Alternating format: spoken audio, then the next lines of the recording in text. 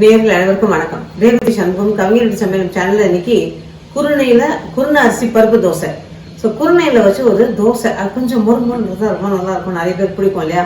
அந்த வகையில இந்த குருணை அரிசி பருப்பு தோசை ரொம்ப டேஸ்டியா ரொம்ப நல்லா இருக்குங்க. இதுக்கு நான் இன்னைக்கு எடுத்திருக்கிறது ஒரு கப் அளவுக்கு குருணை, அதாவது இந்த அரிசி ரவை நல்லா கழுவி காய வச்ச அரிசியை, பச்சரிசியை மிஷின்லயோ மிக்சிலயோ நம்ம வந்து ஒரு குருணையா அரைச்சிக்கலாம். அதாவது பாம்பே ரவை சைஸுக்கு இருக்கணும், ரொம்ப பெரும் இருக்கையா உப்புமா மாதிரி இருக்கக்கூடாது, அதை தாண்டி கொஞ்சம் சின்னதா இருக்கணும். அதுல ஒரு கப் எடுத்திருக்கேன்.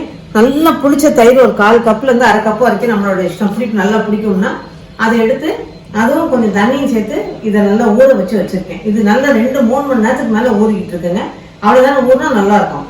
அதுக்கு இந்த பக்கம் பாத்தீங்கன்னா உளுத்தம் பருப்பு ஒரு 1/4 கப்பும் துவரம் பருப்பு 2 டேபிள் ஸ்பூன் எடுத்து ஊற வச்சிருக்கேன். அதோட கூட காஞ்ச மிளகா, நல்ல நீட்டு மிளகா ஒரு 3 மிளகாயும், அதோட கூட கலர் மிளகாயும் ஒரு 3-4 மிளகாயும் ஊற வச்சிருக்கேன், அதாவது காஷ்மீர் மிளகா. இதை வந்து அரைக்கணும். இது வந்து கடலை பருப்பை கொஞ்சமா அதுல போடுறதுக்காக ஊற வச்சிருக்கேன், ஒரு 3 டேபிள் ஸ்பூன் அளவுக்கு.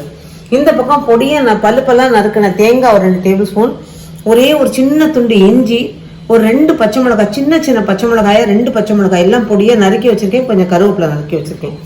அப்புறம் கடுகு இதோ ரெடியா பொரிச்சு வச்சிருக்கேன். இப்ப இதெல்லாம் இதை மட்டும் முதல்ல நம்ம அரைக்கணும். அப்புறம் ஒன்னா எல்லாம் கலந்துட்டு தோசையும் முறுமுறுன்னு ஊற்றி எடுக்க வேண்டியதான். இதை வந்து இப்ப முதல்ல நல்லா மிக்சியில கொஞ்சம் தண்ணி ஊற்றி நல்லா நைஸா பொங்க இதை அரைச்சி எடுத்துடலாம். இந்த மாவு பாருங்க, நல்லா நைஸா அரைச்சிருக்கேன். அப்படியே ஒரு மாதிரி தண்ணி கொஞ்சம் லேசா தெளிச்சு நல்லா இதுவா இருப்பாங்க, பந்து மாதிரி இருப்பாங்க சொல்லுவாங்கல்ல, அந்த மாதிரி நல்லா விழுதா அரைச்சி வச்சிருக்கேன். அடுத்தது இதுல நம்ம இந்த ரவையை சேர்த்துடலாம், ஊற வச்ச ரவையை.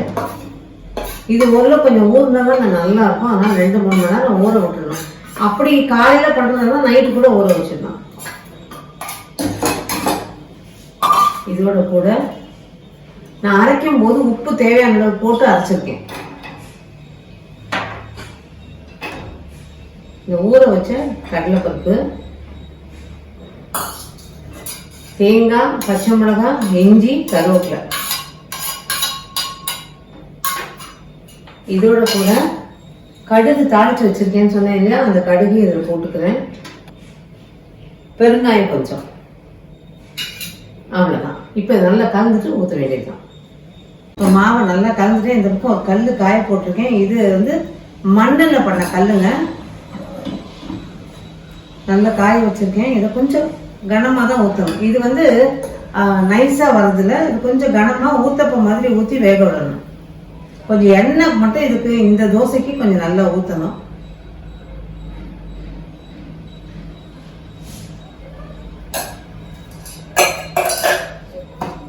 எண்ணெய்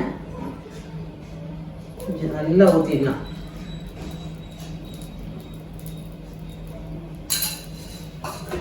மூடி போட்டுட்டு வேக விட்டுடலாம். அதுக்கப்புறம் திருப்பி போடணும். திருப்பி போடும்போது பார்ப்போம். இப்போ ஒரு பக்கம் வெந்திருக்கு, இன்னொரு பக்கமும் நம்ம திருப்பி போட்டுட்டு நல்லா வேக விடணும். இதை வந்து நல்லா முறு ஓரளவுக்கு வேக விட்டீங்கன்னாக்கா மேலே முறுமுறு இருக்கும், உள்ள சாஃப்டா இருக்கும். நல்லா மாத்தி போட்டு நல்லா வேக விட்டு எடுத்து அடை மாதிரி ரொம்ப நல்லா இருக்குங்க. அதனால கொஞ்சம் பொறுமை வேணும். நல்லா வெந்துருச்சு பாருங்க.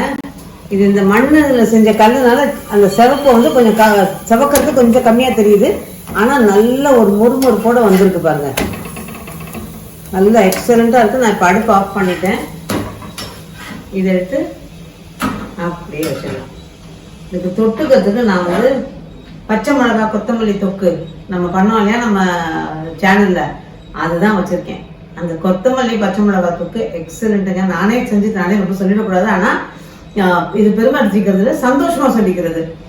இது வந்து தயிர் சாதம் எல்லாத்துக்குமே ரொம்ப நல்லா இருக்கு. அதே மாதிரியே இது வந்து இந்த மாதிரி அடை, தோசை இதுக்கு எல்லாத்துக்குமே நல்ல ஒரு காம்பினேஷன். இட்லிக்கு கூட எக்ஸலண்டா இருந்தது. ஸோ இந்த தொக்கோட சாப்பிட இந்த தோசைக்கு ரொம்ப நல்லா இருக்குங்க. பார்த்தீங்கன்னா நல்லா அப்படியே கிறிஸ்பா எப்படி இதோ உடையுது பாருங்க. தொட்டுட்டு இப்படி சாப்பிடணும். ரொம்பவே நல்லா உப்பு, காரம், புளிப்பு எல்லாம் கலந்த ஒரு சுவையோட இருக்கு. ஈவினிங் ஸ்நாக்குக்கு ரொம்ப நல்லா இருக்கும். ஏன்னா இவ்வளவு எண்ணெய் ஊற்றி பண்ணும்போது ஒரு ஸ்நாக்காக தான் பண்ணிக்கலாம். நைட்டு டின்னருக்குலாம் சரியாக வராது.